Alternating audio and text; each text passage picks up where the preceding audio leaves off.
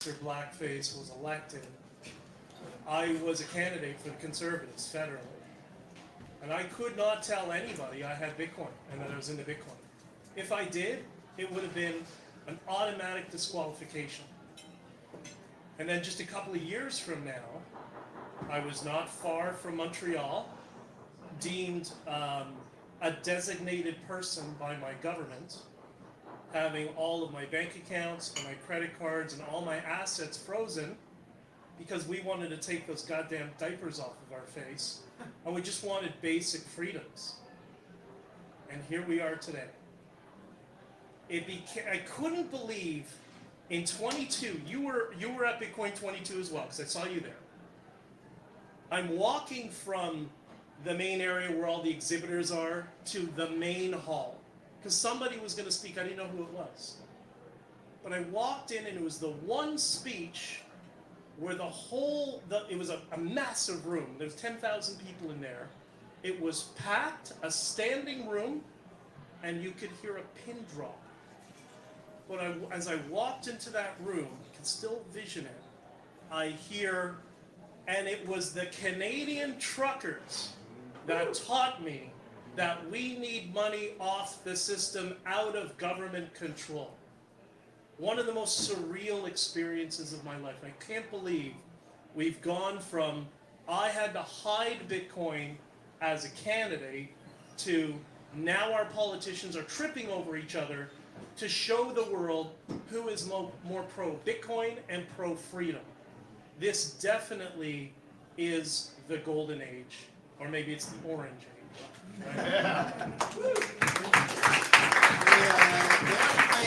The trick in popular culture, I don't know if you guys know this, but The Wizard of Oz was written 40 years before the movie. And it had nothing to do with ruby red slippers and a yellow brick road. It was a gold brick road and silver slippers. It was all about bimetallism and money and all that kind of stuff. So they've already tried to do these golds or whatever. So we're going to stick with the orange. We're going to get it right. We're not going to rebrand. It's orange. Now, you said about the golden age and signs of it. One of the signs that I'm seeing already, I mean, Trump's been in president-elect for not even 48 hours. And what did he announce yesterday? But something that I predicted would happen for a while, and it looks like we're going to see it right away. And that is basically Citadel tech coming online. So yesterday, Donald Trump announced that he was going to be launching a U.S. fair. So all 50 states are going to be doing an exhibit, kind of like what Montreal did with the World's Fair out here. You saw all the installations that are still there. A huge part of Montreal's history. I actually got married in the Jamaica Pavilion on Ile Notre Dame, and it was a beautiful time. I had a great time. So I've always had a fascination with these world fairs and the American Pavilion, of course, the Expo, the American Pavilion that's there. Now, when I hear Trump do that, we can't forget that Trump has also announced, much in the same way that he's announced his 250th birthday party, when you mentioned advertising Bitcoin, I think one of those pieces are going to advertise an actual Bitcoin citadel, as in a Bitcoin mine and what you can build out of it. And the reason I'm saying that is because Trump's first policy announcement, 2 years ago, when he announced his campaign, he made an unbelievable announcement a lot of people haven't heard yet. And it's this, and I want to ask you guys what you think about it and where this is headed. Trump announced a couple of years ago that he was going to run a contest to build 10 what he calls freedom cities. 10 cities from scratch, brand new places.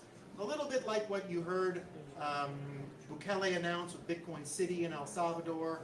A little bit like what the Saudis are building in the Line. A little bit like what Dubai actually is to begin with. Now, when you imagine you've got 10 new cities coming online in America, those are going to have a business model. Those are going to have designs. It's very easy to imagine a Bitcoin mine offering the kind of anchor tenant finance argument that you see go into a strip mall. Look, we got a grocery store. We can build the whole strip mall now. One of the 10 cities are going to show. I mean, last month when we were here, we had the Bitfarm guys talking about a power plant that they bought that isn't even connected to the grid, and they have 1,100 farm acres next to the power plant with stranded energy. So when I'm talking about Bitcoin getting advertised by governments, I'm not talking about, hey, buy a bit of Bitcoin, it could help you. I'm talking about building new cities. I'm talking about citadels, new ways of organizing our lives, just like these meetups that we see. You know, Bitcoiners have been, I'd say, effective at solving the loneliness epidemic that we see out there in the normie world, right? Bitcoiners don't, you know, we have our loneliness, but we got each other, and we've always had that, even in the dark times, right? You had Bitcoiners, and you had, even when you were saying people thought I was crazy, you had Bitcoiners saying, no, man, you're great, right? What do you think? Are we going to build brand new cities and advertise what Bitcoin can do for the grid? Not just by saying, hey, guess what? I did a study, and it's going to be really great with energy. We're actually going to build these cities and show them, look what we can do. Do you see that coming in this cycle? Well, totally. And what I want to do right now, first of all, is to let's recognize what's going on. Okay, this is like the woke wake today that we're having. The mindset has changed. The scarcity mindset has become one of abundance. The limitations have ceased to exist. So Bitcoin is not only that. Bitcoin is not only hope. It's not only financial freedom and financial power for the individual, even if you buy for $10 or for a state that buys for a billion. It's also that whole mindset of let's try to make everything better. Because once you understand truly Bitcoin, you understand how the rot is spread on every level of our society. How every model that we use and that we thought that was good, and probably was good at the time that was invented, is just the times have changed now. We're in a quantum age, we're in an AI age, we're in a Bitcoin age, everything's changing. And I just want to remind the people here how Trump was laughed at when he told Germany that they were too dependent on Russian oil. How he was laughed at when he made the Space Force. And a bit time after Putin declared that they had some spatial capabilities now. So Trump has his way to speak, and we're always I tended always to say, this guy is exaggerating and stuff, but he's not. Actually, what he was saying, if you listen to his old speeches, he was kind of prophetic, and you might not agree with the guy on anything. He might really have a big ego, whatever, but as a politician and as a leader of the free world, the position that he just got again, he did a quite good job, and I hope the same for Canada. And I'm very optimistic about the new cities. And it's not just Trump; it's the whole axis of Bitcoin.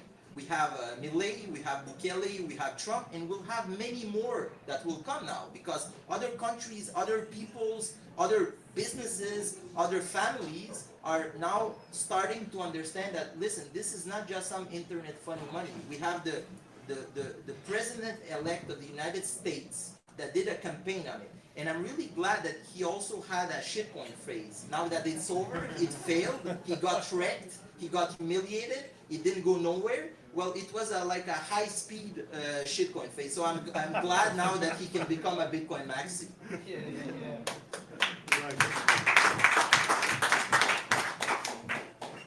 You know, one of the things that's come up recently, and now there's a whole divergent degree of opinions on Elon Musk in the Bitcoin community. We can always, debate that. But one of the things that, Scott picked this up as well, is Elon Musk was asked specifically about government moving forward, and his response was simple. Government needs to be re-engineered. And that's key. That's key for a couple of reasons. Firstly, that gets to the heart of it, the fact that our governments have hundreds of years of bloatware in it that needs to be expunged. But the other thing is, the culture is ready for it. We're all now primed for it because we've seen how things have degenerated into our societies. All of our money, this fiat crap, is all wasted. And everybody knows, doesn't matter your left, your right, it's the libertarian, but everybody knows something needs to be changed. Re-engineering is the change we're going to see. And I think that's what we're seeing in all these other jurisdictions. Like a little thing, I think I told you a little bit about this before. I don't know if we discussed this or you or somebody else. I produce podcasts on top of truck driving and other businesses that I'm involved in. And one of the podcasters I produce for, he's a very well-known professor by the name of Stephen Hicks.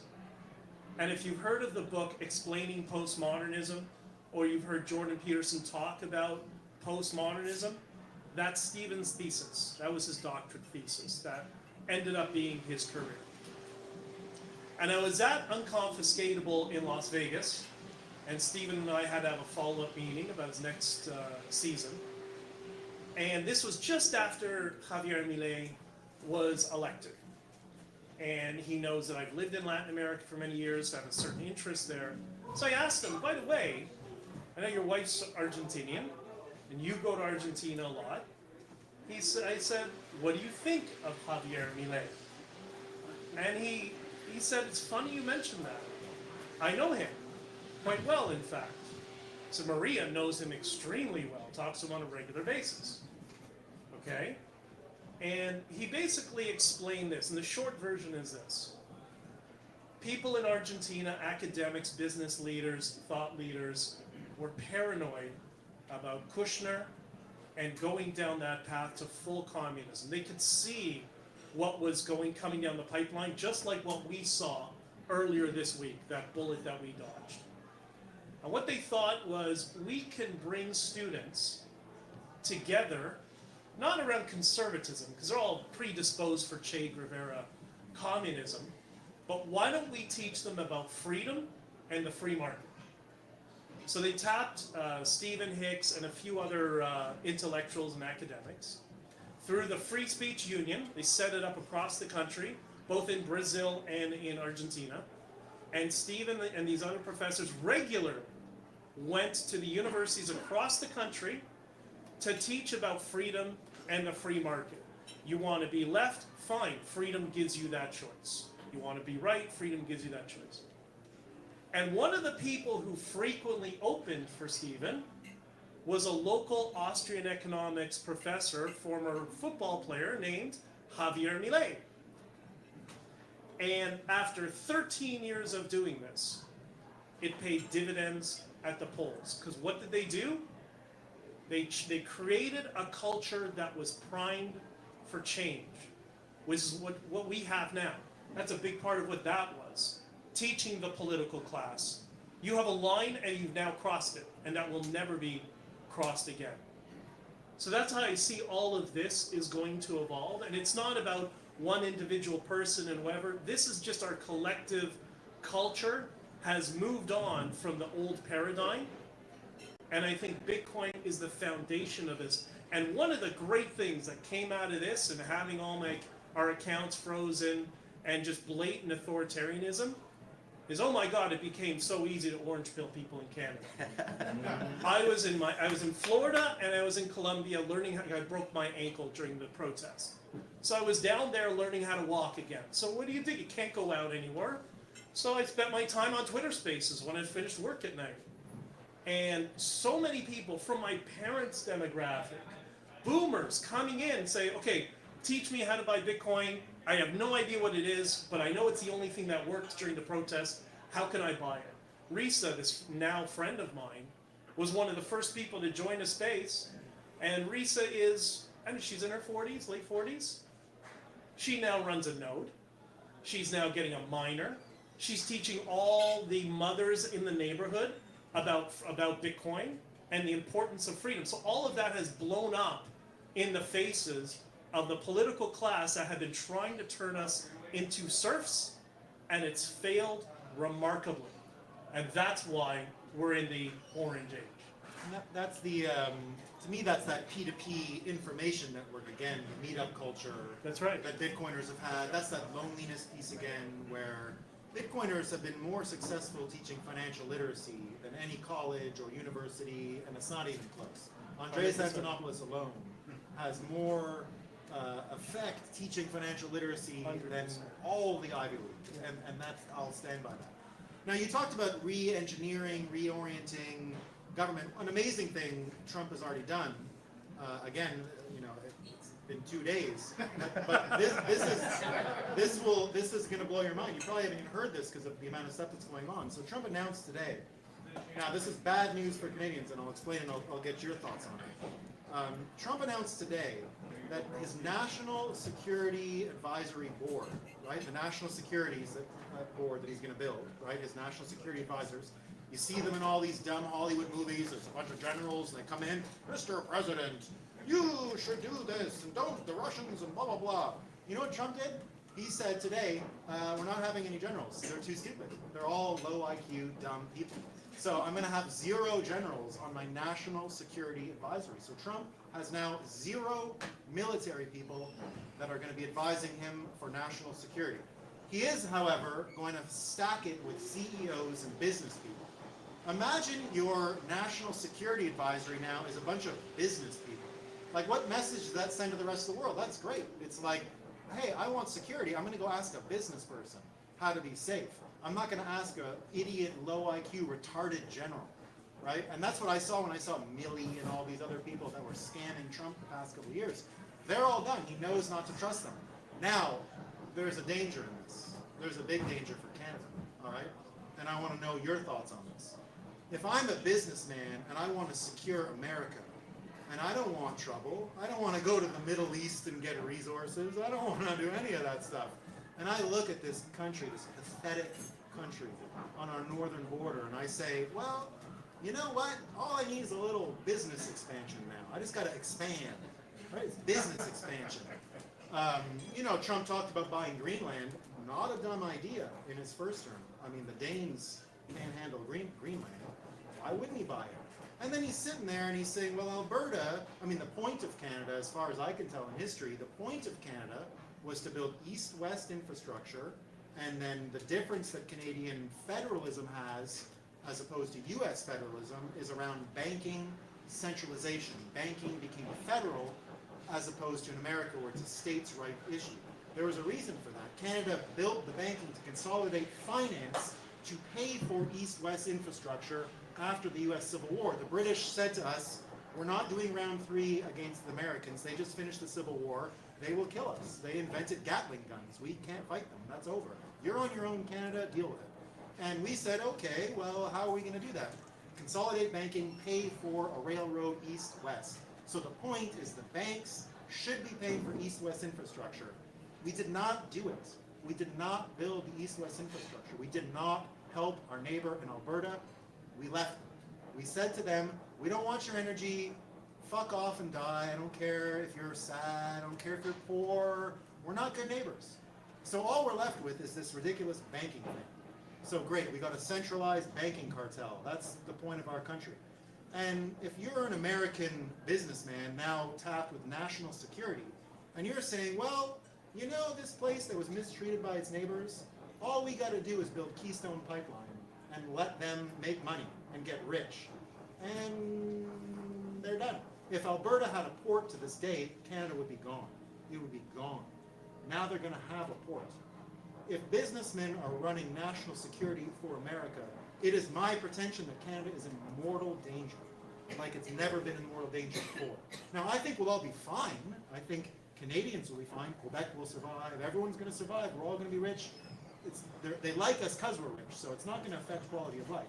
But whatever you thought of national identity that's Canadian, is it going to be enough? Are we going to be able to fight American businessmen making Albertans rich and saying, hey, bro, I know, like I see Alberta as a mistreated romantic partner. It's going to take a little wink and a little, hey, babe, and they're done. Why would they don't want to pay Quebec $10 billion a year anymore. Why would they do that? I mean, that's what they have to pay us. Canada is a scam, right? Because our energy doesn't count. Alberta has to count their energy. They have to pay Quebec. So do you see this as mortal danger? Is this something that's on your radar? Do you see America as now being capable, just through its desire to grow, to start absorbing Canadian provinces and giving Alaska a land bridge to the continent, to America? Well, first of all, and to come just a little bit back to your point, I think the government right now is obsolete.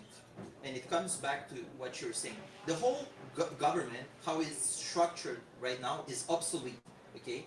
The citizens, the technology, the financial technology now, we're elsewhere, and they will not be able to catch up because you can't fix the system through the system.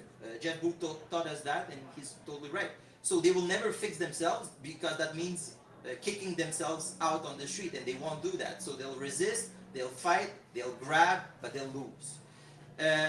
About the Canada and the United States, listen, I think that Canada and the United States were like Siamese twins. We're like two heads. We're the smaller head in Canada, sadly. We're the head on the side, you know, that doesn't get to decide as much. So I don't think that they will absorb us. And when I listen to the politicians, I don't think they'll absorb us because of the relationship that has been built through the years with America. The families, there's trade, there's culture, we're like brothers, okay? And nobody can change that. Even retarded Trudeau, he really tried hard with his people. They went actively to campaign against Trump in elite American universities for the Democrats as our elected leaders. And I worked in the Liberal Party with Joe Lightbound during that time. We opposed many of the things that were going on. But what I want to tell you is, like, even for people that were in his own party, we were seeing that and we were like, okay, this is batshit crazy. We had great relationships with India, with China, and with America. He ruined all of them. So, but was it enough to get hostility? No, because our relations are stronger than any current thing. These ties have been forged through blood and sweat. And the last time they beefed with us, we burned the White House. So I think they learned their lesson. They want to try it again. And even though that our leadership is quite bad right now, the Canadian soldiers are very good quality soldiers. Many are quitting right now because of the woke, and I'm happy that we're doing the woke wake today, because I hope that in Canada change will come soon enough. But also to go further on that, when some politicians say, Trump is America first, it's going to be dangerous. Well, yeah, he doesn't want to get ripped off, okay? And I agree with what you're saying about Alberta. Alberta is getting pimped in Canada. Pimped. That's exactly it. Okay? It's forced to hit the streets and get that dollars, get that bolivars in the pockets of Trudeau, okay? So that he can spend it on bullshit and send it to assholes, okay? So that needs to change quite soon, and that will be a hard wake-up for Quebec among other provinces. And that's basically what America don't want. They don't want to get ripped. Trump doesn't want to get ripped. He understood that America was getting pillaged.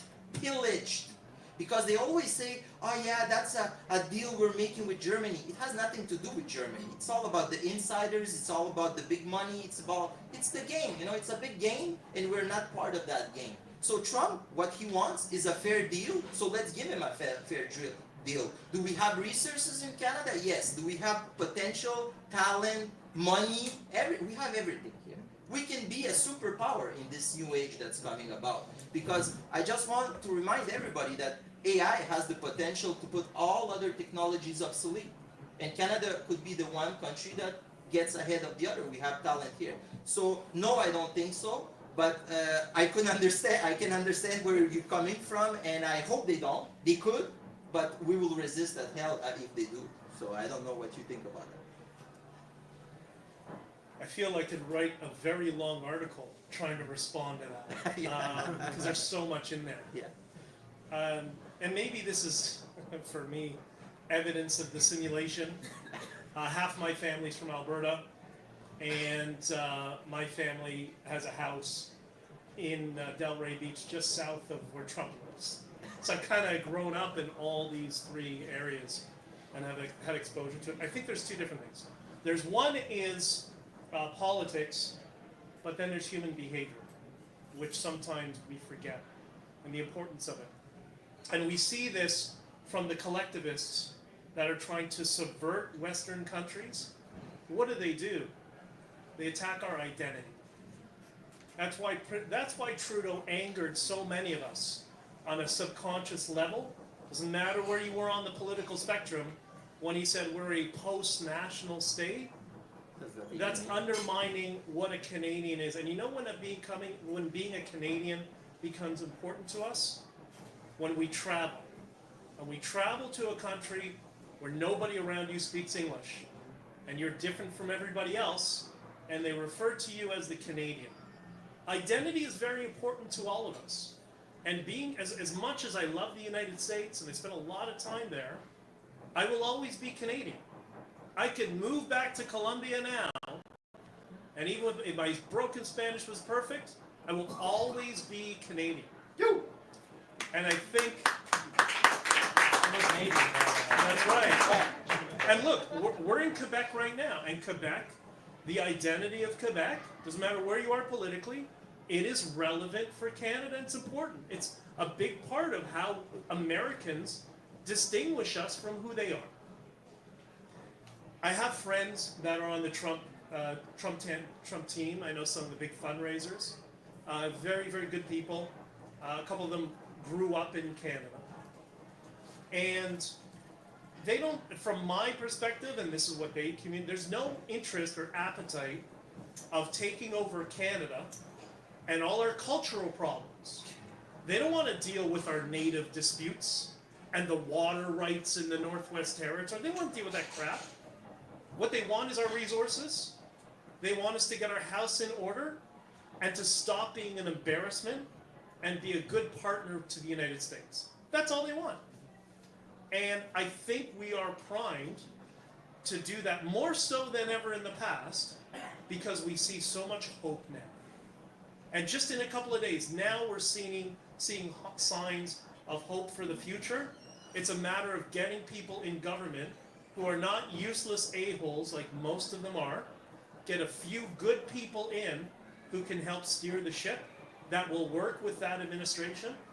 Because I think it's not going to end after the Trump era. We got 4 years.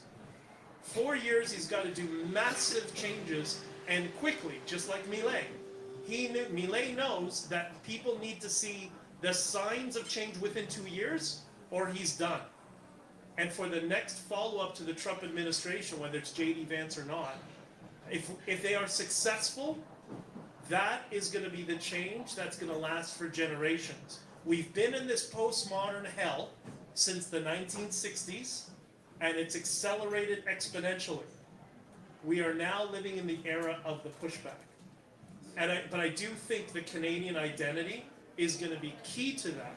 We're going to look at this experiment of Trump celebrating the 250 of the World's Fair for the United States, and you know what's going to happen? That's going to spark something in all of us to celebrate and regain the dignity of what it is to be Canadian that Trudeau and our governments right now have stomped all over. Does that make sense? Oh yeah, it does. No,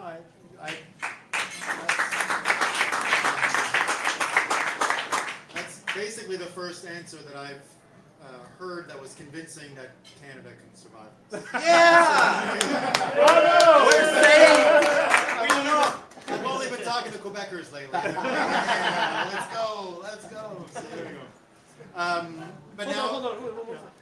And just another important point, like, I never saw the friction of Quebec and the rest of Canada my whole life. Like, I saw it in the news. I always saw that crap. But I remember when we were in Ottawa, and you touched on this as well.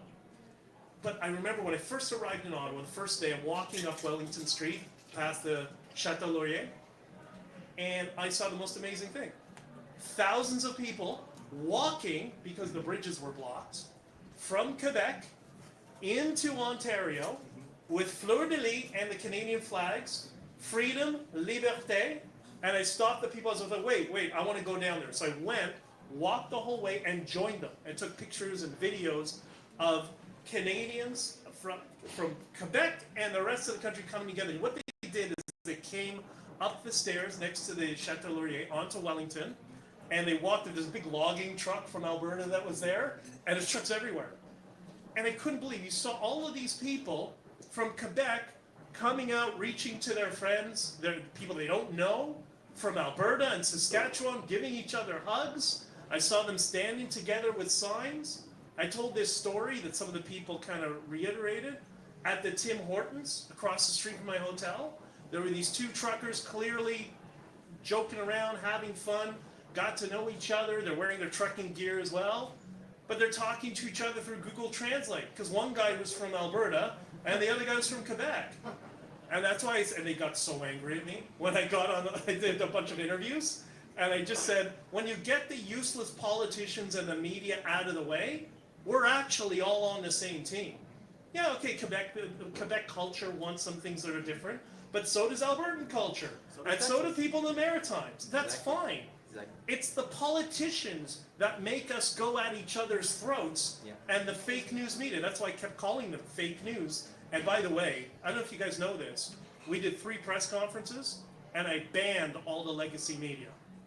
I invited them all. I sent, they went crazy. I sent an email, so I had a long media list, and I said, whoever wants to, we have a small venue. If you're a member of the media and you want to come to our press conference, then send a request, we'll try to accommodate you. The first one was the Globe and Mail, sent an email immediately, we want to join. So I opened up my email, started responding, I said, I'm sorry, we don't recognize you as a credible news agency, you're not permitted to attend. I did it to all of them, it was great, and they went crazy. And that's when they started calling us racist and bigots, and I'm like, perfect, that's exactly what I needed, it was great. That's how I've been handling. If you need a tip on how to handle some of the psychological problems that are happening with this loss, I've tend to do stuff like that. Yeah, I don't engage like, oh, Trump is this. I usually just say to people, I'm really sorry this was done to you, and I'm gonna get the people back who did this to your brain. I'm really sorry. I'm gonna get them for you. All right. I'm sorry this happened. So. And then I just ask people how they're enjoying the golden age. I enjoy it. Day 2. Day 2, it's good. It's so fun. Now, you were talking a little bit about the way Quebecers came together with Canadians. It was and- amazing. yeah, It was so good. It was a really neat thing. There's not many things that make me tear up, but that definitely was a moment in my life I will never forget. Yeah, I think so too. Yeah. It shows that we are all unified and we have the ability to do that. This is what I love about Bitcoin. Because in Bitcoin, it was the first time in years, Bitcoin was the first, because I never told anybody I was in Bitcoin. Again, I had to hide it, right? And this thing happens, like, hey, I got to talk about Bitcoin now, right? It's the first thing I found that allowed me to openly start communicating people who are on the extreme opposite end of the political spectrum, but we all agree on personal freedom and that our money is fucked up. So we're all on the, okay, we can have the other stuff we disagree here and there, who cares, but the fundamental principles, we're all on the same page. And that can be a model for the rest of the country. The more of them we get into Bitcoin, the more, I spent the last year spending most of my time talking to liberals, finding common ground, explaining why we were against mandates and data. So many of them say to me, oh wow, I didn't and one guy, his brother's quite famous, and we become very, very good friends. And this guy's like ultra progressive, but he's a free speech guy. He wants to hear everybody's opinion, very reasonable. And we got to know each other, and we'll do like regular Zoom meetings. And then he says to me, about 3 or 4 months ago, he said, I got to tell you something. When we first started talking, I really wasn't on board with the Freedom Convoy and everything that you guys have done and whatever. He said, but since we formed our friendship, and he says, you got to come, we're going to have pints together in England, whatever. But you've taught me something. I should have been listening more to people I disagreed with. He said, I'm kind of embarrassed about it. I can't believe that I just took what I was told for granted and accepted it. And he said to me, I really want to thank you for being patient with me and willing to listen to me and communicate. And he said, I'm going to help you in any way for us to do that with more people. That's what we have to do. So I know, like right now with Trump, I loved watching the Young Turks and MSNBC. It was hysterical. But okay, a couple of days of fun, great. But now the way to bring people in, I've been talking about this a little bit in spaces.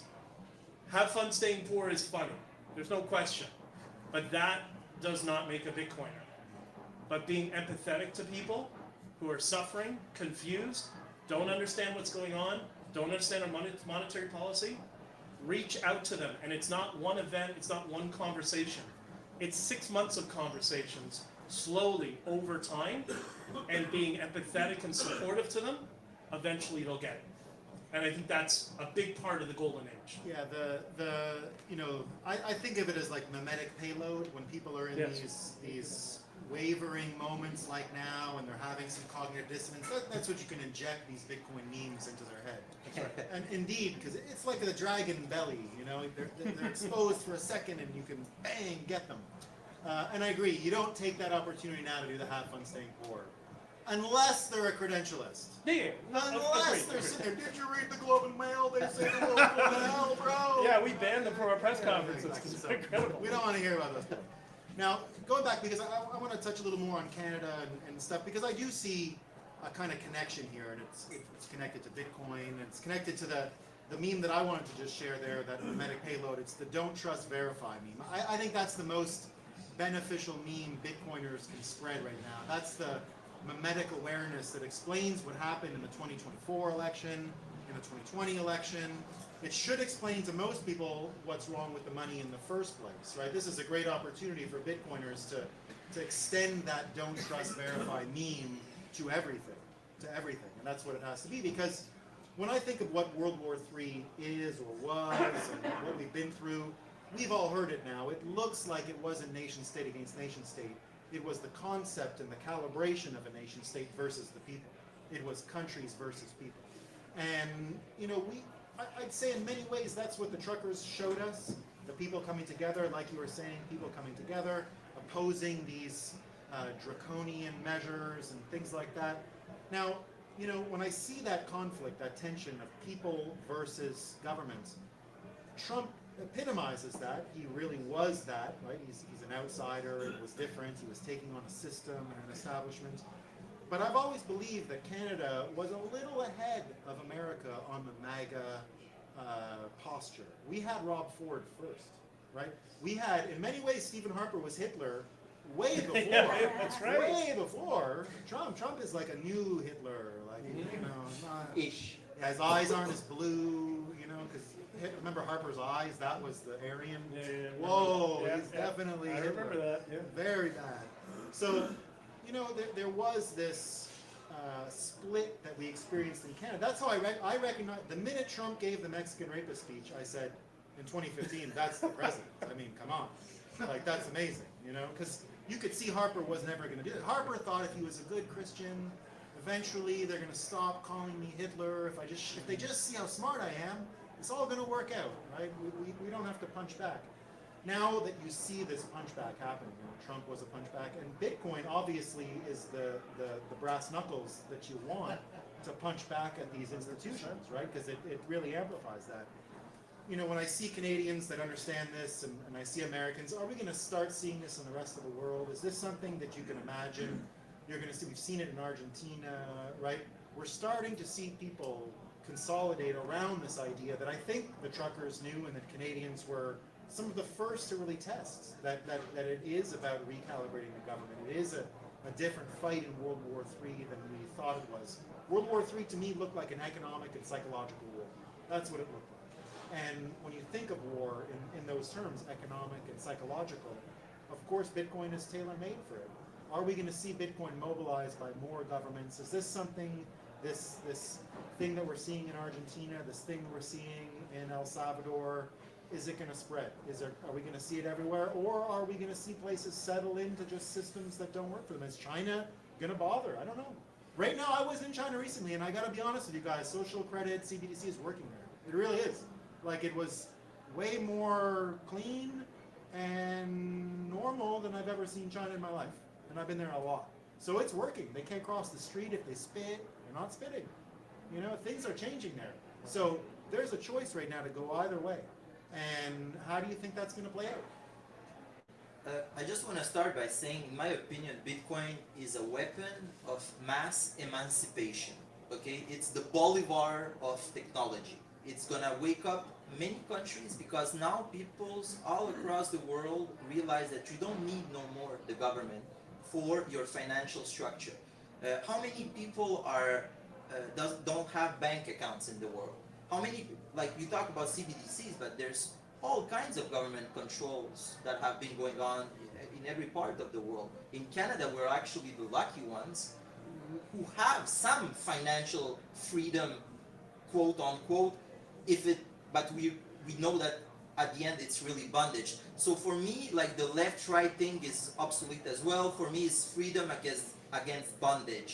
And it doesn't matter on which side you stood, which flavor you liked more. When you saw the tyranny that the government was willing to do on its own people, and the lies that they were willing to say about their own people, the lies they were saying on the media, and you go out, you talk to these people, very nice people with children playing and music and all kinds of, it made me quite proud as a Canadian. I'm a war refugee. I was accepted here from Bosnia in 1995, and I can tell you it was another Canada. It was a Canada where you knew that you were joining a society, a Canadian society, and you had to become Canadian if you wanted to live in Canada. And I'm very glad to be a Yugoslavian, Bosnian, Quebecer, Canadian hybrid of some type, and now a Bitcoiner as well. So I think that Bitcoin will definitely be like a virus. It's a virus that's spreading, and if you fight it, it's gonna spread even harder. If you don't fight it, it's gonna spread anyway.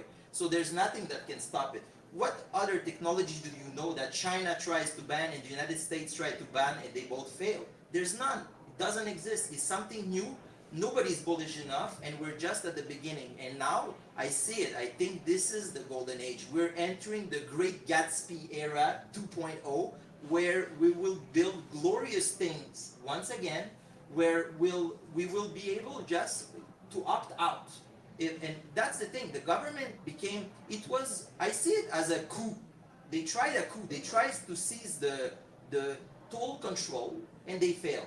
And why did they fail? Because in my opinion, as a Christian, I think that God only decides the odds. And you can plan and you can scheme, but He's a better schemer. And at the end, it can do the contrary effect. And when you think about the French Revolution, those were poor peasants with no shoes, fighting a totalitarian government that controlled the military, the police, every level, the clergy, everybody was brainwashing them, and they still won. Why?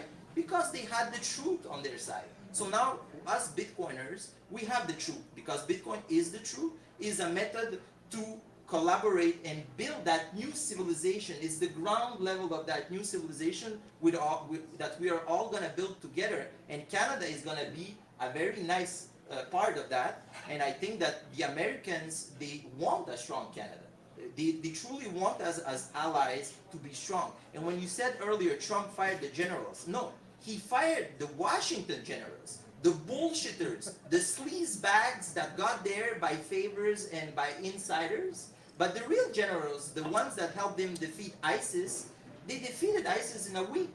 And he was being told by the Washington generals it would take 4 years, 5 years. Why? Because there was all kinds of kickbacks of petrol, people were getting raped and murdered, and petrol was getting sold, and there was no problem there, So Trump went down there himself. He talked I would recommend to everybody to listen to his Joe Rogan podcast. He was very insisting of flying down without any lights, in Afghanistan. And he was like, why aren't we destroying these motherfuckers? These fucking terrorists that are raping and murdering Christians all over the Middle East. And they were said, well, we could do it for you, Mr. President. It would take a week. And he was like, okay, do it. And they did it. So Trump now, he was manipulated. The first time he surprised everybody the first time he got in. He got in because of technology. Facebook Analytica and the geeks that were around him, they found a loophole to make him president of the United States of America. And now he won again.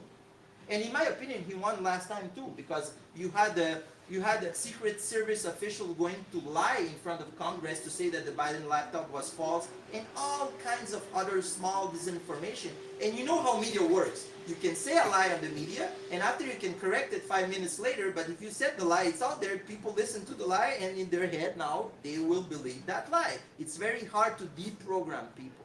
So I think it's a new dawn on the Western world, and once again, we will be back on the top. So that's what I think.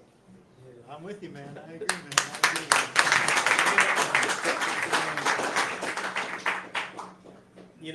When we had our protest in Ottawa, there were 40 other countries that had protests at the same time. One by one, every day, another country had protests. Colombia, Bolivia, Taiwan, you name it. And the reason is, from my perspective, the desire to be left alone is universal. And we all see it's the same trend all over the world with everybody's governments, that we just can't be left alone. And we're fed up. We're tired of it. In terms of Bitcoin, it's a freight train. It's a key role in this, but it's so unique. It's such a, I've tried to tell people who are new to Bitcoin, it is more significant than the printing press. Because the printing press was suitable for people who know how to read. Bitcoin is for everyone. You don't have to know anything about finance or monetary policy to be able to use Bitcoin. And like all of us, it's a passion of mine, freedom, and Bitcoin, its role in freedom. And no matter what country I'm in, no matter who I'm talking to, there's something I can use that emotionally connects them with Bitcoin. So I don't do a lot of the, the attributes of the fixed supply and all, like that stuff we all know. But that's because I learned about central banking when I was 17 years old. So, I was already primed for it. But my friends in Colombia, in Itagüí, the poorest neighborhood of Medellin, they're not thinking about financial supply. They're thinking about why can't I afford to eat year after year? And that's a very important thing to understand. What are the emotional attributes of Bitcoin that will resonate with the people you're with? I also have a brother who runs a pension fund. And he always tells me we're going to be the last ones to bring Bitcoin in because we're so, conservative. He said, but we're starting to get inquiries now. So with them, yeah, we talk about the attributes.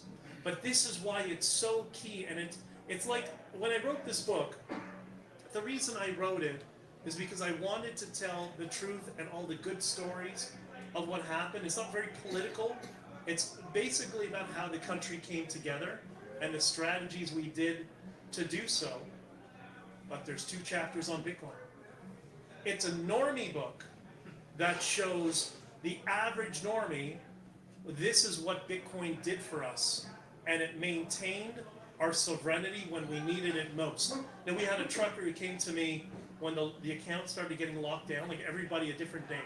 Another group of people would have their accounts locked. And one of them came up to me and said, my husband needs to buy insulin in 2 weeks. What am I going to do? Is he supposed to die? Like, is the government trying to kill me? And I said, yeah. Me and Jordan Peterson had a private conversation about this months after. I said to him, it's like living in the Middle Ages and being banished from your city to go die in the woods with the wolves. That's exactly what government can do with our technology of centralized banking. That is an emotional story that no one can refute. Nobody wants to be in that position. But Bitcoin needs us to be the ones to speak up. Not with have fun staying poor, but with it may save your life. I always tell people it's an insurance policy. Just put 5% of your net worth, just buy a little bit.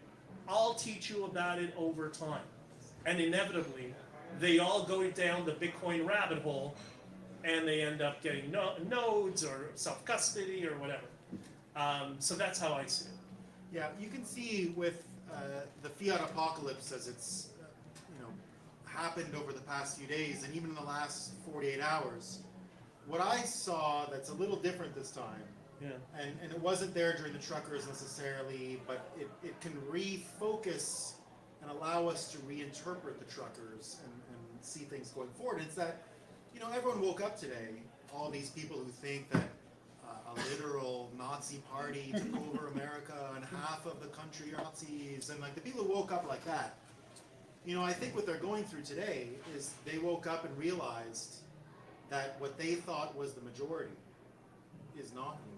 They woke up thinking that the mainstream media was still mainstream.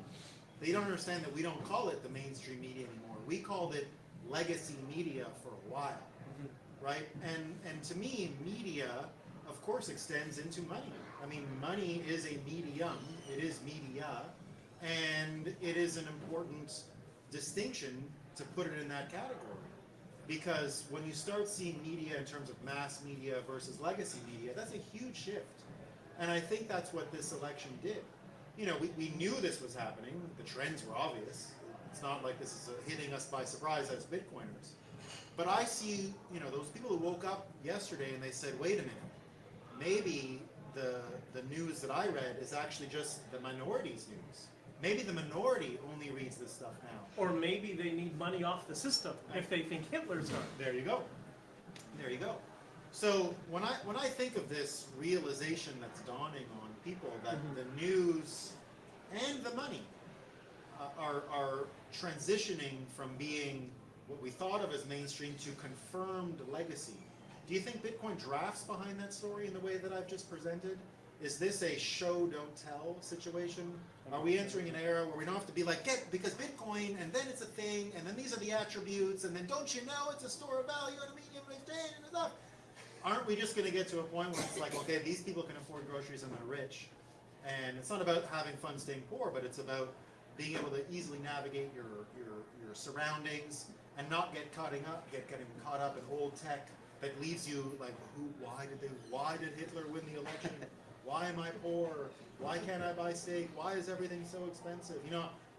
I sound like a jerk, but I have to sort of check myself in Canada a lot when I'm like, can you believe how cheap the steak was? I can't talk like that here. I've got to be like, no, whoa, it's expensive, But because that's what's happening, that's what's happening. I've been denominating my world in Bitcoin for a very long time now, so I just see the world that way. And I think that's where it's headed. But is that what you see? Are we going to be able to draft through this so that we're not even explaining Bitcoin anymore? Like you're saying, is it just going to be in the air? Is it just in the ether now? In the ether? First of all, I only reserve the have fun staying poor for the people that argue with me. You try to tell them. You try to tell them. Listen, okay, there's this Bitcoin. They're like, yeah, but I'm like, okay, you save it for shitcoiners. Exactly, or for shitcoiner. So it's not for like the average person that wants to learn about Bitcoin. Sadly, I think that we're gonna hit the wall. There's nothing stopping this trend. There's no politician or no party coming in and saying, stop everything! Like they paid $1 billion for an app. Okay, an app that we all had to use to travel, which was complete garbage, and they paid $1 billion for that. How much could they have paid more if somebody didn't discover it at $1 billion? Maybe it could have cost $7 billion that app, maybe $100 billion. So maybe there's no limit. What I'm trying to say, and as somebody that worked like 10 years in government, in and out, in different positions on marijuana legalization, there's nobody in charge. There's nobody. So the Canadian dollar is like this Bolivarian money. It hasn't hit the floor yet. It's still there. It's still in the air. Okay, but the music is gonna stop. We're gonna hit the wall, and all of these boomers that think that they're safe because of their pensions and their different fiscal arrangements that they made, trusting the government, they're gonna find out that you shouldn't trust the government, and that's why Bitcoin is don't trust, verify. It's on there. It's clean. So about the people that are struggling, I'm very sad actually. When I go to the groceries, it's one of the things that I like to talk about to some of my friends. I tell them, just watch the faces of the people when you do your groceries. You're gonna see like they can't live the same standard as before, and they're getting brainwashed into thinking it's the rich people's problem. As if they seize the money of all of the billionaires in America, it won't solve the debt problem for I think a few months only. So you can seize all the money. You can't seize enough of the prosperity that other people create.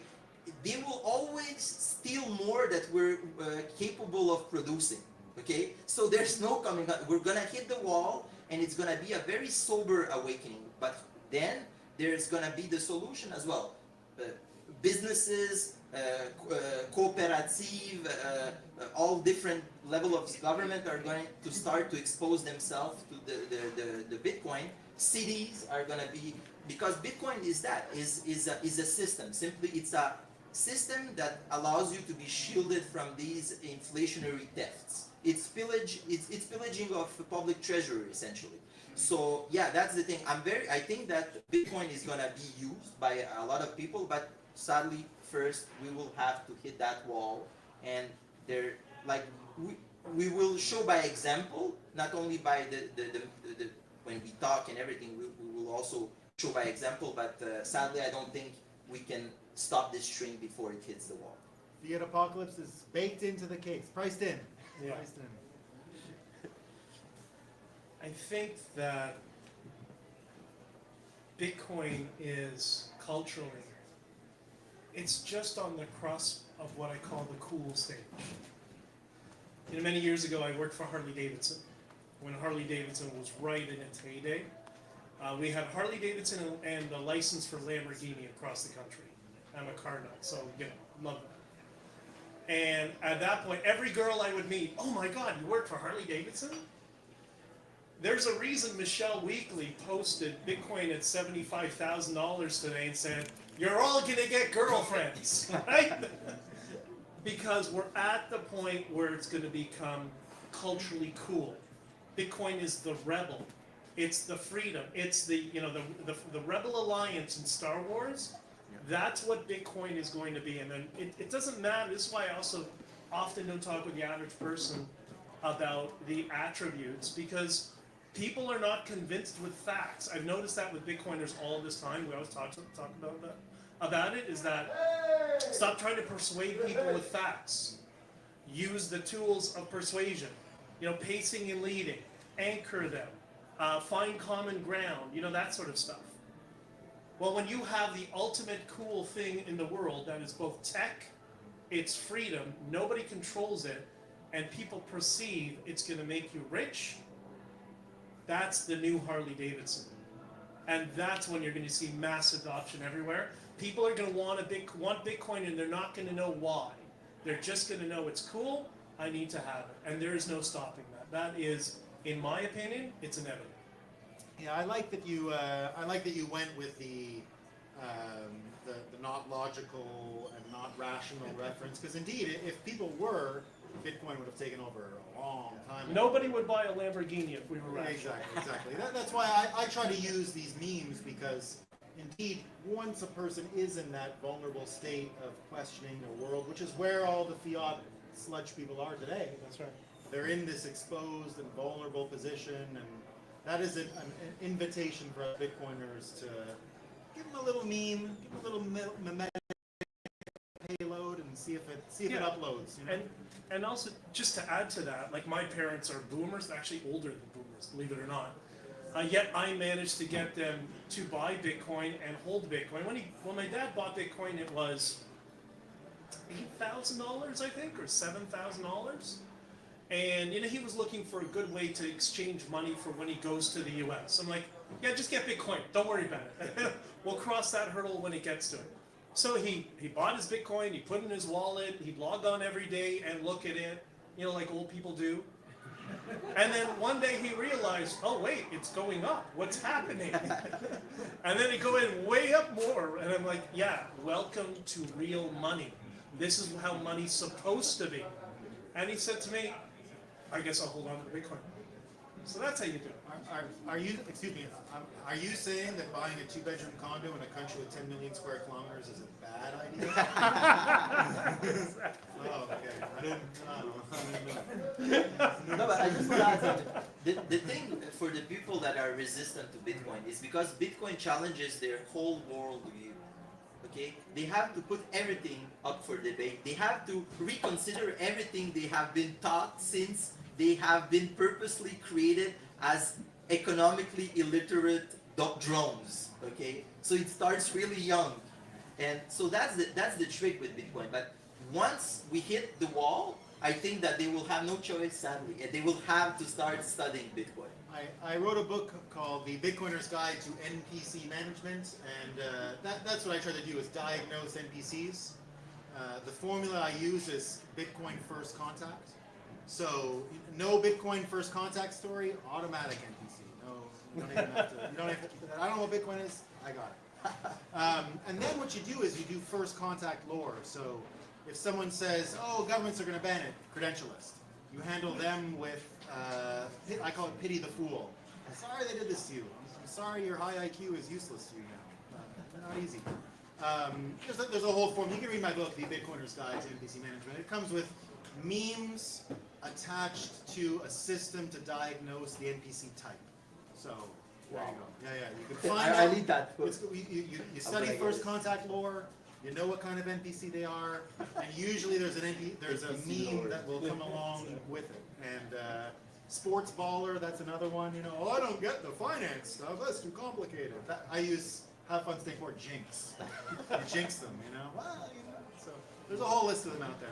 I did see a question here though. Yes, I have two questions. My first question was like, is being a Bitcoiner necessarily right-wing? But my real question was like about the economic theory of Bitcoin. Like the reason we got to fiat and monetary policy, like there's a reason, right? So maybe you want to address it, right? Maybe monetary policy is useful, or maybe there's a point for inflation, right? So maybe you should address this. Like, why do we have monetary policy? And there's a utility to inflation. So like, I'll start. So let's just start with the right-wing piece. No, absolutely not. You should never. Bitcoin breaks that mold. I call it the fake prison of two ideas, and that comes from that NPC. My NPC management book is a NPC Wojak face with right and left, and the NPC, the poor fella, being caught within the cycle. there's no left people on your panel. Yeah, okay, but anyway, in general, a Bitcoiner should not be caught up in what I see as a right and blue dichotomy. There is tension, but it's the green-orange type. Usually the red and blue should fit in most ways. Either there's a preference of one way or the other in general. It shouldn't affect it. Now, if it does turn into questions of freedom and liberty, you know, like you were saying with what they were doing in Argentina, the freedom to be a leftist, as a Bitcoiner, I would defend that all day long, right? Now, so I don't think it's really there necessarily. But go back to the idea of monetary policies and what you want to do with that. Indeed, it made sense at the beginning. It made a ton of sense. I actually marvel at the invention of fiat. It was a hell of an invention. The world has not known such equitable distribution of wealth since the beginning of the fiat system. It was amazing when it was invented, but like all human systems, it has got thermodynamic troubles. It's got physics not on its side. It's got entropy. It can break down. You can hear about the Cantillon effect. You can hear about the Triffin dilemma. And these are known things in history, because what happens, and it happened to America, and America's formula predicting that America would be rich at the coasts in the financial centers and poor in the manufacturing base was 100% predictable 80 years ago. Anyone could have seen it who had any knowledge in what happened with the Cantillon effect. So I'm not going to get too much into explaining what these are. Basically, it is that if you have the world reserve currency, you will be incentivized to financialize the debt, and other countries will be incentivized to buy it. They will manipulate your currency to sell you the shit that they want to sell you. And that's what America got itself into. So the US dollar, as brilliant an invention as fiat originally was, and I do mean it, I mean it was a brilliant invention. It actually solved amazing problems and did things that all Bitcoiners should marvel at. It was amazing. But it couldn't keep it up. Entropy set in, and decisions were made that meant what we had left couldn't be fixed so easily. Now, when you look at these things like an engineer, right? Because at a certain point, you've got to go back to the engineering point of view, or engineering financial things. Bitcoin is an engineered system. What an engineer does when something is broken is they break it. They don't say, like, I can fix it a little bit. At a certain point, when you don't know how to fix something, you run that son of a bitch to as hot as you can, and you let it explode. And then you can fix it. And that's kind of what we had to do with the How dollar. would you stimulate growth, GDP growth, with fixed money supply? Oh, easily. Efficiencies get passed on to the user. So what happens in the fiat system, the entropy that we get means that we have 16,000 fucking parts in our car. Why do we have 16,000 parts in an automobile? Because that was a good idea? Because it was really helpful to keep your car on the road? Because it helped you drive from point A to point B? No. You have 16,000 pieces in your car because they want to keep making money off of you. They want to inflate your commercial relationship with them. They want you dependent, not out of evil, not out of a scheme, nothing like that. It's just a smart guy who said, I want a returning customer. That's all they wanted. They wanted a returning customer. It's the same thing with the mortgages in America when the dollar, and that's really what happened in Canada and the United States. Because of this financialization, because the best and brightest will go into whatever job pays the most. That's just what happens. When we made fiat, when we made engineering fiat money, the best paying job for our society, what we incentivized was the best people, the best and the brightest, to move to Wall Street, where I worked for many years. I worked in Wall Street. The best and brightest are there, not because they love Wall Street, they love money. Everyone loves money. They want to make the most money. And so they turned the challenge of making money, because they're good at it, they made the race to just save money in their system. This is where the entropy has got us. To save money in our system, you need an IQ of 130 and a Series 7 Wall Street license just to beat the fucking banker and policymaker. And that's too much to ask people. That's too much to ask the chair maker, who just wants to be good at making fucking chairs. And he wants the chair to be good, and he wants it to last. So what ended up happening with our incentives is we created a world where it made more sense to make a shit plastic chair in China, ship it across the world, using a risk manager on Wall Street who could fuck you in the ass all fucking day long because he was smarter than you. I don't know about you individually, I'm just saying people in general. He was fucking smarter than you. He wasn't gonna lose to you. He was gonna fucking make money. And this happened at scale for years. For years. What we don't want is the best and brightest working in Wall Street anymore. That's what Bitcoin will take away. We don't want our best and brightest doing financial engineering anymore. We want them fucking raising cows. We want them doing regenerative agriculture. We want them adding actual stuff. Yeah, that's what you want, man. That's what it used to be. Yeah, before fiat, if you were a rich person, you know what you did? You were a rancher.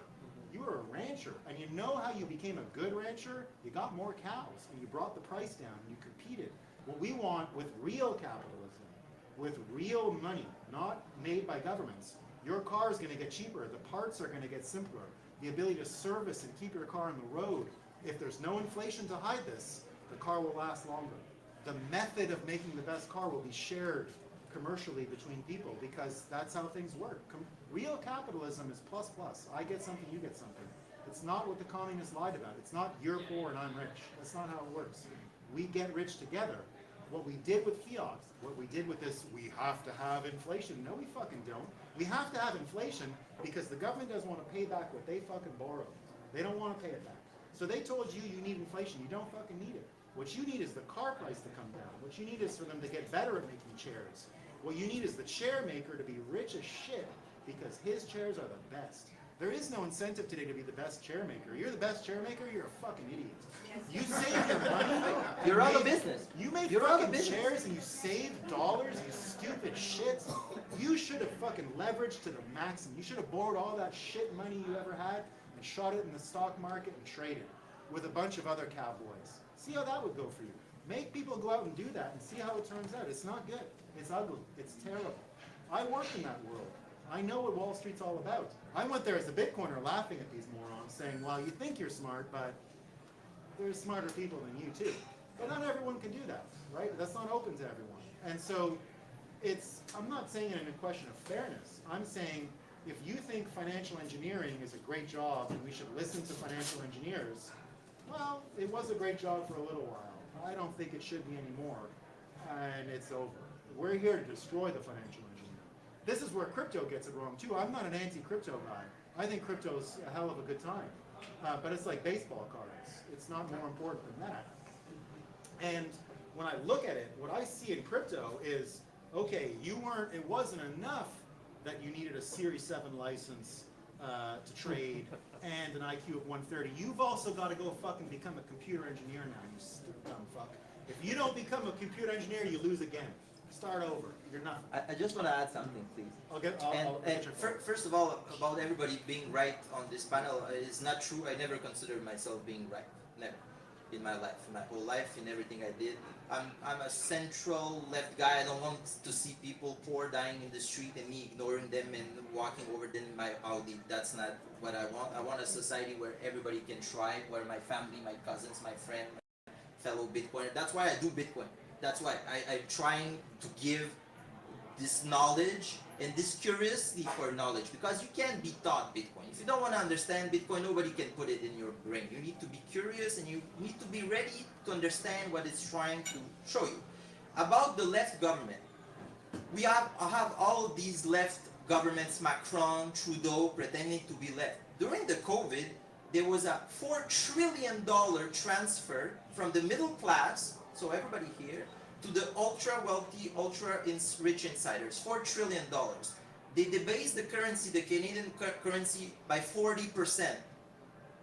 That's not very pro-popular. I don't call this pro-people at all. Actually, it's very against the people. The words don't mean anything to these people. They will lie, they will say the contrary and do something else. They will lie to my face. I'm a nice guy. I don't like being lied to my face. They would lie to my face and do the contrary. I see them do the contrary. That's why I left my job after so many years in the government. I couldn't take the hypocrisy anymore of these people. There's no more principles. And why is the inflation target 2%? Now it's 10%. At 10% and like 15 for expensive shit that rich people want to buy, it's even higher because there's more competition. Money has become something that they possess to such large quantities that it doesn't mean anything. And for them, if the steak costs $300 each steak, they don't give a fuck. They got $1 billion for this stupid app, and they'll get another billion for another stupid app, you know, and another billion. Who went to jail? Nobody. Who got fired? Nobody. Okay. So why is it 2% inflation? It's 2% only because they can steal 2% from you, and you won't even notice.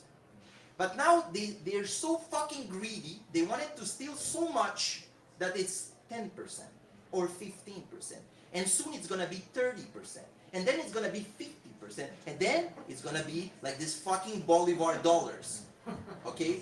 Because he had great ideas. He wanted to help the Venezuelan people, but it doesn't work. You cannot create riches by oppressing people and by stifling innovation, by stifling people that are just trying to create and to do a life, okay? To send their children to school, to buy decent food, to have vacations with their family. That's what people want. They don't want Lamborghinis. And these assholes are taking that from them.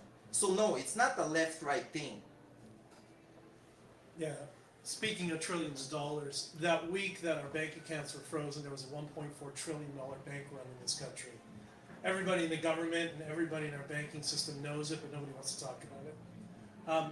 In terms of the left-right framing, from my perspective, and I'm trying to figure out, me and Stephen talk about this a lot, how we can get people out of this paradigm, because we don't live in 17th century France. We live in a completely different world now. It's literally. I explained it on, was it Jordan? I think it was Michaela Peterson's podcast, actually. A framing that I like, that I try to communicate to people, which is, and it's built on some of what Scott talks about. I like the goals of the left, wanting to help people. I like the systems of people on the right. People on the right are systems thinkers. But I also love the freedoms of libertarians. And I love to view this with the lens of the objectivists. And I think with every different issue, political, cultural, whatever, we will all plot differently within that triangle. Because there are certain things that are just, we have emotional attachments to, and there's things that we don't. And if we start looking at people with that framing as individuals, and that if there is a divide in our culture today, it's the individualists versus the collectivists. And the collectivists are causing all the problems now. You want to call them left-wing collectivists, right-wing collectivists, I don't care. But the groupthink people are the problem. But in Bitcoin, we all have individualists. Because we all have a whole bunch of different opinions on world events and whatever. But we'll at least respect each other's opinions. We'll talk about it, and when we disagree, we'll disagree. You know, I did, when I was in the UK, I did a bunch of interviews, and I was on this podcast called Lotus Eaters. And we went for, I did a few segments over a couple of days. And I went for coffee with two people. Stelios, who is, he is a classical liberal philosophy professor. And Connor Tomlinson, who is like Vatican I Catholic, very young, very, very social conservative. But they're good friends. And there's a lot of things they don't agree with. They don't agree on. But it was fascinating to go for coffee with them and just talk about politics, because they're political animals. And Stelios saying, listen, Connor, I disagree with you, you disagree with me, this is just an issue we're never going to come to terms with. So we just got to agree that this is not something that we'll agree on. Let's focus on the things we do agree on. But we've all been primed to focus on all our differences. But with Bitcoin, it's a shift of paradigm because we can now finally start to focus on our similarities. And if we start doing that, we'll get out of this paradigm of, oh, are you left or are you right? Getting away from labels and just saying, okay, what's your view on this issue? Okay, you're completely nuts on this issue, but whatever, I disagree, and let's talk about something else. That's what will heal the world. And I'll be honest, I'll give you even an anecdote. You know, as a Canadian, I did the opposite last time Trump won. I moved to the United States when he won instantly. Like the minute he won, I was in 2016, I moved down, started, you know, CoinDesk had just moved to America. It was started in England. I went down and I was the original CoinDesk team down there. And so I moved there right in time. And I'll tell you, the Bitcoin industry for over 10 years now has had no problem. I never had to hide being an open Trump supporter. It was one of the few offices. You know, I had a Manhattan office. I was across from the Rockefeller Center. And I was playing Trump meme songs. I was, you know, we wrote 2017 publicly, and there were people who were like, they definitely didn't like Trump, but it was not, it wasn't like norming offices where you couldn't even talk about it, you had to hide what you thought, you weren't allowed to say you were a Trump supporter in public. Our industry, I bragged about it even then. I said in 2015 and 2016, how amazing is it that you can just have any opinion and everyone in the Bitcoin industry, but that's funny, you know? No one got freaked out. No one was like, well, you know, I'm not a big Hillary fan, but you know, it was not like that, right? Most Bitcoiners were waiting for it to fall apart anyway. So it didn't, you know, and honestly, that was part of why I like Trump. I was, in 2015, I said, Trump is going to teach us that the news is fake. People still believe it. I mean, today, we can call everything that we want. Today, this is Scott Adams, this has been what he's saying. What you really have is people who believe the news is real are fucked up today. Like, and they've been fucked up for a little while. People who, like, the news isn't just a little bit fake. That's what I think you have to understand. This is what I didn't even understand with Trump at first. In 2015, I said, well, you know, he's not talking about the news. Yeah, he's not talking about the news I watch. I watch the real news, of course. Trump. I watch the real stuff, right? What you start to understand is it's all fake. It's all fake. There isn't any real news. It's very difficult to find.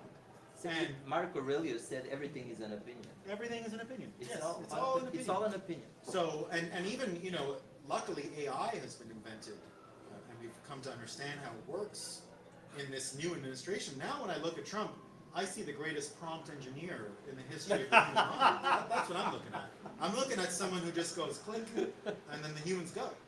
Right? That's how I use the AI. I mean, I just make it do stuff. And that's the way he works. He puts a thought in your head and you can't stop it. And so, you know, we're going to continue with the wing and the left wing thing for a little while longer, but I don't think it's got much gas left. I think it's artificial. I think. So you forget the left-right thing. Maybe focus on like economic policies. Like the way I see it is, there's both fixed or flexible money supply, fiat versus like Bitcoin or gold, whatever. And there's also, and maybe the issue of, do we have pooled resources? Do we put resources together to have the commons live, like schools, roads, whatever? Okay? So let's put that idea aside. Presume like we need to pool resources. No, I don't think we do. Okay, but let's focus on the other issue then. Sure. So let's go to policies. No, it's flexible or fixed money supply. If we have fixed money supply, we cannot stimulate the economy by spending, and that creates crashing economies or less growing economies. And also, if you don't have inflation and if you have deflation, people they hoard, they don't spend, and that creates a weaker economy as well. So I wonder what Bitcoiners are trying to use. Like, well, then I'll go back to. So the way I think of economics, right? And this is totally stolen from Scott Adams. Okay, go ahead. I'll let him know. Yeah, no, I've written a book about it. So I think of the economy as a psychological engine, right? So it's literally an engine. And when we come up with positive economic or negative economic outcomes, it's not because some input was there, it's because people can come together and they can form a commercial relationship that's secure, that's predictable, that's stable, and that's how you grow, right? So this idea that injections of money are how you grow the economy, yeah, it's a defibrillator, it works. You can get a little out of the patient that way, right? It does work. But when I'm thinking of psychological engines, the reason why we think the economy is growing or not growing is, again, I'll go back to the data and the media question. It's all fake. If you think you're getting a real view of the economy from GDP, I'm telling you right now, you are buying bullshit. You've accepted a frame that's fake. You can't measure shit in GDP. They don't know what it is. Monopoly money. You could now. The energy of an economy is real. So I look at Quebec. You can tell me what the GDP of Quebec is. It's a fake number. It's a number that's doctored so that Alberta will pay Quebec $10 billion a year. You know, in the péréquation, the equation in Quebec, that's from a total scam where Hydro-Quebec's GDP doesn't count in Quebec's GDP. It doesn't count. Yet the oil counts in Alberta. So Quebec on paper looks like a poor welfare case. It's not, right? That's why Alberta pays for a beautiful bridge and our subway. I love it. Thank you, Alberta. I really appreciate it. I'm sorry about the deal. You were stupid. I got, cool French negotiators on my side. They beat you. They're smarter. That's my win. But it's not. We're smarter in Quebec. Yeah, it's true. It's true. It's true. So now, when you say, what about consumption? Okay, that's the psychological engine thing again. When you look at, do you know who Edward Bernays is? It's Sigmund Freud's nephew. All right, Sigmund Freud's nephew created modern American consumer culture when fiat was invented. He was a great friend of all these folks. I don't know if you know this, but cigarettes, tobacco has been popular forever. Cigarettes became popular because of Edward Bernays. They came to him and said, these chicks aren't buying cigarettes. They're marketed to women. What the fuck's wrong with them? How do we get them to smoke? You know what he did? He went, they're doing it because of, there's a psychological impediment. He hired the New York Times. He said, come to Fifth Avenue.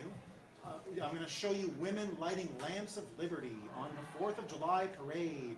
So these hot broads that he hired came, all models, walked up. It was 1920. They couldn't drink, but it was the beginning of the Roaring 20s. And what did they do? They lit up a cigarette, and the New York Times went fucking nuts. Oh, lamps of liberty, cigarettes, wow, everyone's got to smoke. So suddenly everyone's smoking cigarettes.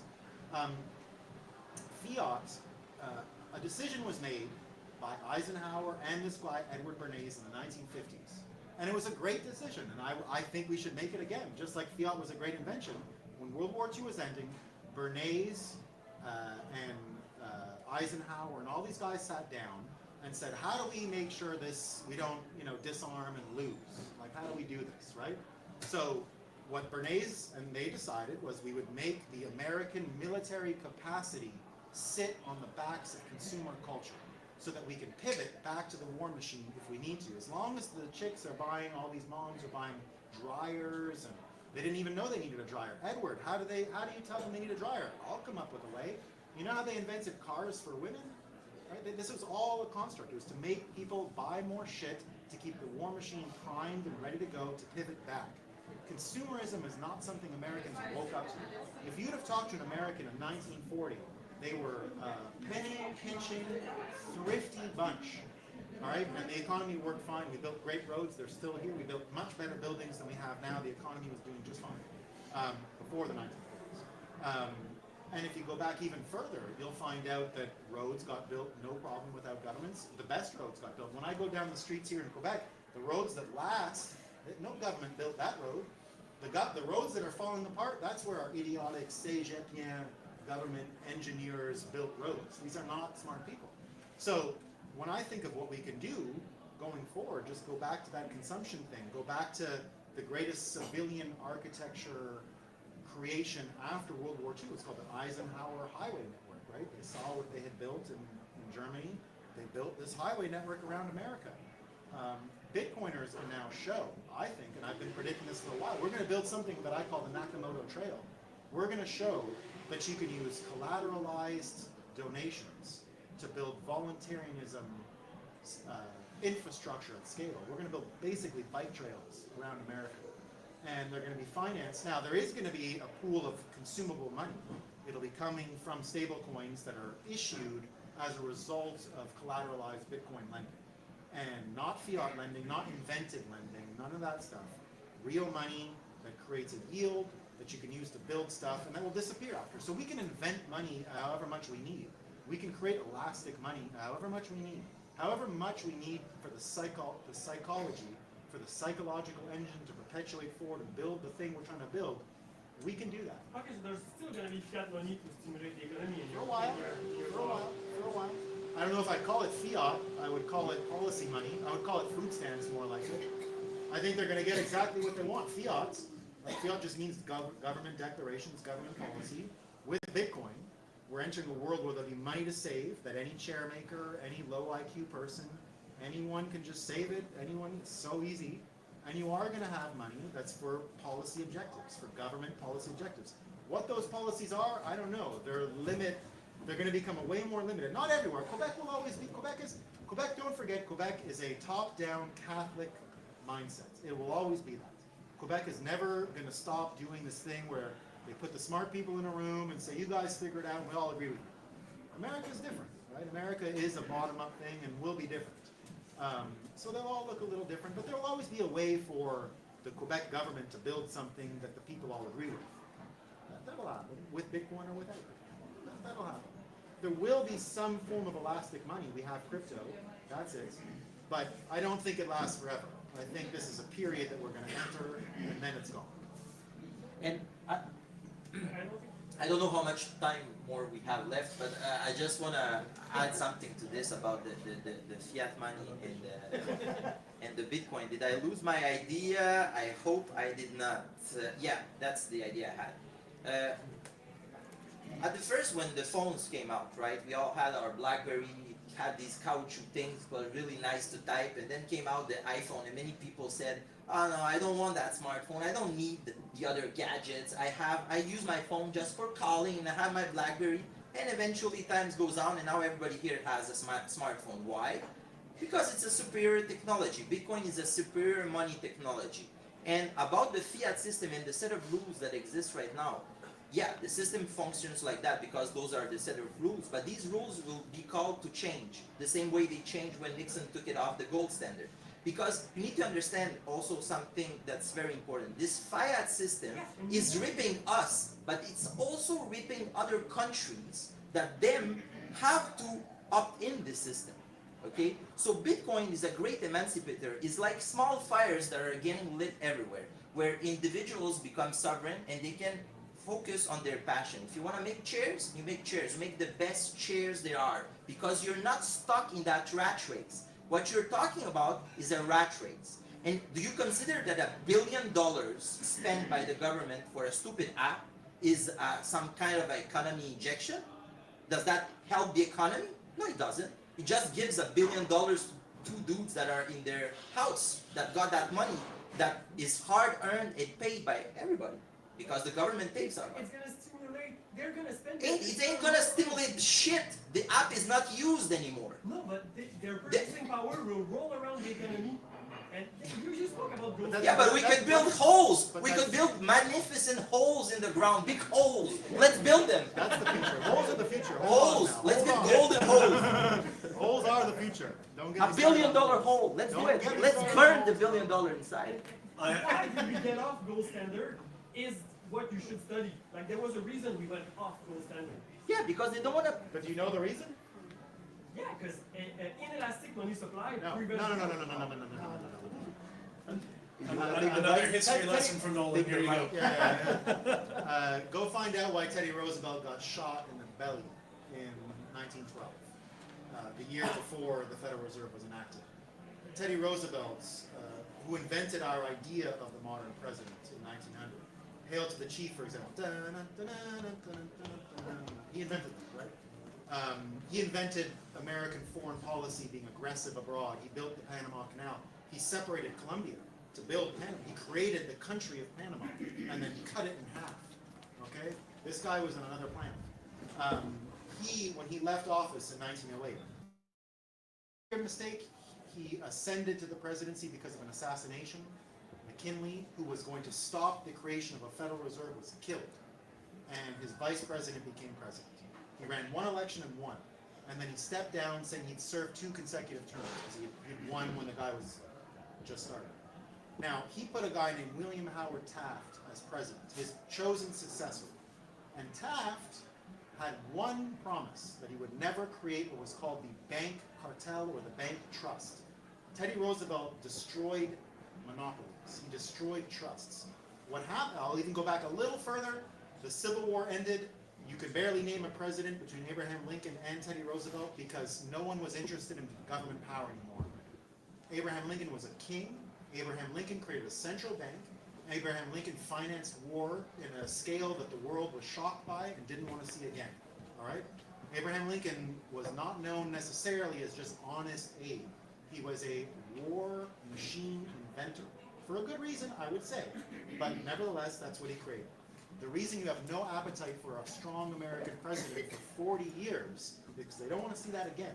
But what happens is all these companies, they had a boom. And companies, they had the oil boom, they had the rail boom. These people became stronger than any government, stronger than any institution, and they became so powerful. We've never seen companies that big to this day. That's where the Rockefellers come from. That's where all these people come from. Anderson Cooper's stupid Vanderbilt family. Yeah, he's just a journalist. He's a fucking Vanderbilt, okay? He comes from that money.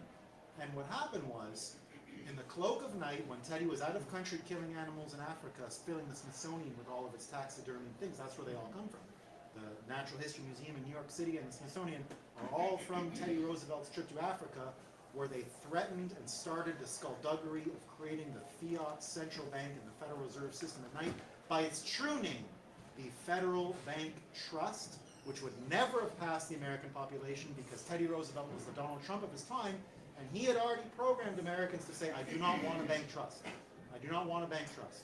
They created the bank cartel, called it the Federal Reserve, captured Teddy Roosevelt's chosen successor. Teddy Roosevelt comes back, destroys his successor, eliminates him from being the president, is shot in the belly, runs as third party with the Bull Moose Party, but splits the vote. He still has the highest finish for an independent candidate in American history. Woodrow Wilson becomes the president, enacts the banking cartel with its partner legislation, the income tax. Your idea of stimulating the economy is really putting one cuff on this hand, which is the power of the bank cartel, and a cuff on the other hand, which is the income tax, which was immediately mobilized to fight against Germany. World War I has not ended. We might have ended it yesterday or 2 days ago. World War I was a war about war finance. The Germans had gold. They built roads privately. They didn't know how to pay for war. They had no idea. They saved their money. They built good chairs. America found out how to finance war, and we didn't stop. We're real good at it. No one. That's our business. The business of America, and I love America, we're really good at war. That's our business. Our business is war. We're good. You We can made a lot of money. You can finance anything if you expend Not just war. Not as profitable as war. No, you can't finance anything like it that. doesn't have to be an example of war. The course point it is does. that it's good for growth. You just admitted it. Yeah. You can spend the money, and unlike Germany, who's on fixed, because the U.S. was not on fixed, they got the upper hand because So they you're spend money because money. so was is not your fixed. plan hoping human nature is just good, that a good guy's in charge, and he's not going to find, he's going to go for, I just want to finance growth? Is that the plan? Why isn't it working right now? Yeah, because The system right now is that That's not system. gonna work. Why isn't everybody okay? That's not going to work. I don't want to trust that human. That's what I don't want to do. All right. If you leave it to a human like that, you're gonna be left with their whims, right? And that's what happened. Even beautiful America became captured by these motherfuckers. And Okay. I understand what you're saying, but you're asking all of us to just say, well, there'll be some good human who's going to choose a little less money, but it's going to be growth. We're going to get a hoverboard. That's why central bank is independent. Because They're they not don't- independent, bro. They're not independent. Okay, how about this? I own an American bank. I started an American bank. Did you know that? I started Kraken Bank. I created a law. I got a bank license. I went through all this shit, okay? I spent, with Kraken, it wasn't my money, I spent $20 million, okay, to finish the transaction buying U.S. Federal Reserve bank stock, okay? So I went through all this. You want to know what I asked them? Well, how much stock is there? None of your business. Well, what did I just buy? What did I just buy? You bought bank stock. And I said, well, okay, but what kind of stock? Like what is it? What's like? I know I have this much Bitcoin out of 21 million. Okay, how much bank stock do I own versus all the bank stock? Like, what did 20 million buy me? Like, what am I getting? Do you know what the answer is? Get the fuck out of here, and we're suing you. I've been sued by the Federal Reserve 2 times. The Federal Reserve has been involved in 10 pieces of litigation of fucking history. All right, one guy comes around and says, I got a question. I want to know. Pardon me? No, how much do I owe? How much did my 20 million buy? I don't know the answer to that to this day. There is no answer to that. There is no answer to that. Because the bank cartel doesn't owe me an answer. They don't owe me an answer. My 20 million got me nothing. It got me litigation. All right? So, agreed, the central bank is independent? Yeah. Independent of my supervision, independent of your supervision, independent of Donald Trump's supervision. No one knows what they're doing. It's a cartel. It's an actual cartel. And that's what we live with. Until you accept that criminals run this fucking country, you're going to be lost. You're going to be worried about, I need to get stimulation. You know, it's not going to work. Actual fucking criminals. The real thing. It's hard. I know it's hard. That's why I called my show The Breakup. We love our countries. We love our money. We love what we have. It's not the country we thought it was. And these aren't the things that we thought they were. They're different. And it's tough. It's hard to get your mind around. Criminals run the banks. TD Bank just paid a $7 billion money laundering fund. What fucking money laundering? We don't even do it and we pay fines like that. My companies have been sued for billions of dollars. Billions. Billions. And we didn't do shit like TD. TD ran that thing better than we could ever hope to. So we do not have an independent bank. I wish we did. It would be nice. It's quaint. It's a great idea. But we've been through this many times in history. We've tried to put good people in charge of the money. Don't choose war. It lasts a generation sometimes. It's okay. How about we just don't even give them a chance? That's No, what I say. you have some other questions. Yeah. Oh, it's not a question, but I'm like the dumbest guy in my group of friends. So it's hard to introduce them to Bitcoin, but I always say you don't need to be a Bitcoiner to realize central banking is a communist idea. I think And so. I just keep it that simple and I let them just think about it for a while, you know, and that's like, they start understanding, yeah, why is one person deciding what money is? Isn't it supposed to be capitalist? Isn't there supposed to be like a battle for money? What is the best money? And if you understand the history of what they did to the bond vigilantes, if you understand what they did to the actual real discipline that was supposed to be in the market, you know, when the reason why it's different with Bitcoin now in 2024 is because in 2008, the rich Americans didn't have an option. And the bond vigilantes, so that there was a group of bond holders and traders that would bring reality and discipline to the federal bank, the Federal Reserve, right? They would trade against them in a way that made the Volcker Federal Reserve, it made them be honest. They couldn't just play chicken with these people because the bond vigilantes were there with their big dicks to make money, right? So they were going to fucking gamble. Now, what they did in 08 is they turned Wall Street into a porno. It's pornography. There's no risk. There's no big dick around there. It's all just on a screen. There's no STD. There's no child getting made. It's just pornography. Just people whacking off. There's no real risk. You can't really die. You can't. If you're really stupid, you can fail. If you're really dumb, right? If you're like a German trader for Deutsche Bank, you could probably fail. That one guy. Yeah. Poor guy. But in general, you're dealing with pornography, which is why Bitcoin benefited, because we gathered the people who wanted to fuck for real, the people who wanted real risk, the real bond vigilantes, the real people who wanted to say, you know what, this fucking bank is wrong, I can short these motherfuckers. Because they took that right away from us for 20 years in the market. They flooded with fake trades and prints. They flooded reality from the bond traders. The bond traders didn't have the weapons anymore. They've been rugged 100 times by the government. They're gone. They don't even exist. They're gone. The bond vigilantes, the real people that were supposed to do that, were eliminated for 20 years by the time the 08 crisis happened. And when the 08 crisis happened, do you know why the banks didn't fail? Because indeed we had benevolent, nice, rich American people. The Ray Dalios, the people worth that control 100 billion plus, the BlackRocks. They all said, well, let's not trade against the dollar. Let's make this not reality for a little while, and let's hope it comes back. This time around, they're not doing that. Ray Dalio buys Bitcoin because he says, I can't, it's irresponsible what we did. Letting them print the money in 08 was irresponsible in the end. I see it now. We should have traded against them. We should have traded against them. But you can't trade against them. The infrastructure was gone. They didn't really have a choice. They can now trade against them. BlackRock, that's what Larry Fink is telling you every day. When Larry Fink goes on TV now, the head of BlackRock, he is telling the world, I'm not doing this again. This is a hedge against their fucking around. And when he comes out and says that, that is very different from 08. In 08, it was basically noblesse oblige. It was rich Americans who went, we're not going to crash the system, even though in reality we should, because we can make money off of this. They should have been trying to make money. They should have let the banks. They should have let the banks go bankrupt. They should let the car companies go bankrupt. They didn't. And by not putting discipline in the system, this is what you get. No one is ever going to accuse you of not having something to say. Wow. I'm in awe. Okay, I need some help for everybody. I brought 21 books here, and I don't want to carry them back to my car. It is Christmas, and as I said, there's 2 chapters in here. Firstly, everybody who reads this tells me there's 2 places that makes them cry. So if you want to make people cry and give them hope over Christmas, this is the way to do it. But there's also, and this is the hook, chapter 29, that's right. This was Bitcoin's moment. And chapter 30, Bitcoin proves its power. This is the stocking stuffer for this year. I'm going to read the endorsement on the back that I'm still rather proud of.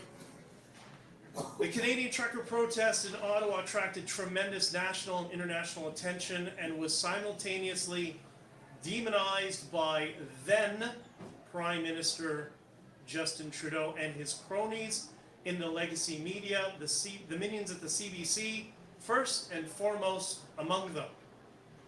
What really happened? Benjamin J. Dichter, integrally involved from the beginning, lets his readers in on the story, one that all Canadians should know. Jordan B. Peterson, somebody who I was speaking to regularly.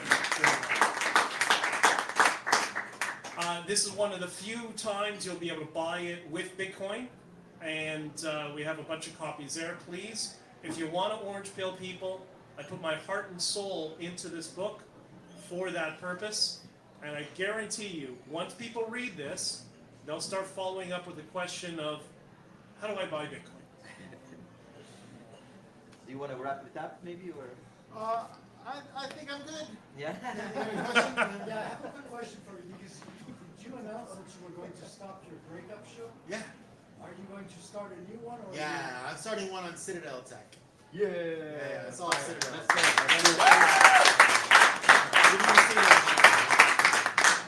I'm actually headed to Dubai with old Eric Trump in a couple of days, and Eric's out there gathering money for real estate projects. We're getting them Trumps back in real estate, and the real estate's going to be Citadel's. Cool. So, and then I'll be out in Satoshi Roundtable again in Dubai in February with all of these fucking city builders, Saudi people, and all that. So they're building all this shit out there, and we don't know what we're doing, so we got to talk to them. So we'll get it all done. It's gonna be great. Yeah, Citadel's going crazy. My goal is to be at the center of one of the 10 Bitcoin cities proposed to the Trump competition, and then we got to build them all over Quebec and Canada after. And want to get a model down first, and then bang, bang, bang, start throwing these out. The future is cities from scratch. That's the big business that no one sees coming. You hear Scott Adams say it all the time. It's absolutely the greatest business that you're ever going to hear about. You know what? You can see the beginning out there. What Quebec built, what the Americans built for Quebec. Go back and watch the original American Pavilion video on YouTube. You're going to see what those motherfucking Fiat scumbags stole from us when they killed Kennedy and put us on this fucking hellscape timeline. That thing, built in 1967 or whatever, looks, honestly, when you do the actual, you can tour it. You know what it was? It was an escalator that went to the top. Hanging from the top were the original rockets that were going to the moon. So you went to the top, and the American moon stuff was up there, then Hollywood stuff and everything. We're going to build domes like that all over. We're going to be terraforming the north of Quebec, and we're going to be able to live there for 12 months of the year. It's going to be great. So, cities. You know? Well, thank you everybody for listening and for the great discussion. And buy Bitcoin, have some fun.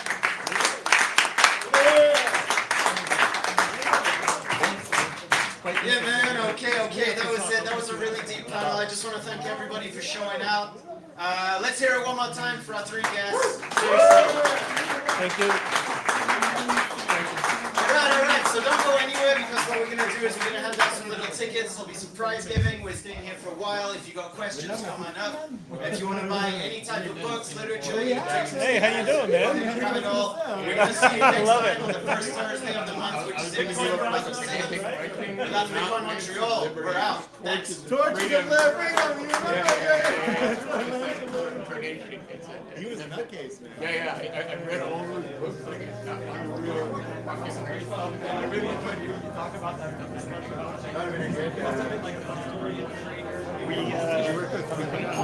Oh, fuck yeah. And, okay, next. Know about it, you know, my name's Drake. Meet up recognize that name. All right, well, I'll hit you up.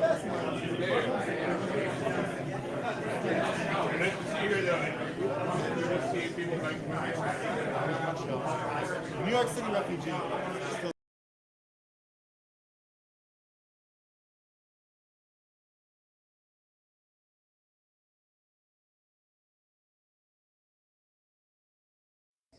Good job les gars. Kampai.